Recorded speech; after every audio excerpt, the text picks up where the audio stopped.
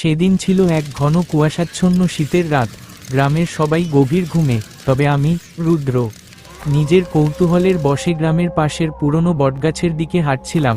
শোনা যায়, বটগাছটা অভিশপ্ত। সেখানে বহু বছর আগে এক মহিলা আত্মহত্যা করেছিলেন। সেই থেকে গাছটার চারপাশে নাকি অদ্ভুত কিছু ঘটে। মশাল হাতে এগিয়ে গেলাম।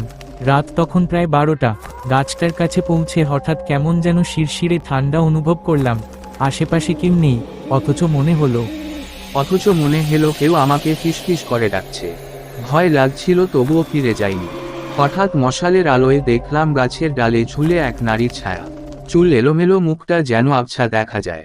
আমি হতবাক, ভয় আর কৌতূহলের মিশ্র অনুভূতিরে হিড় দাঁড়িয়ে আছি।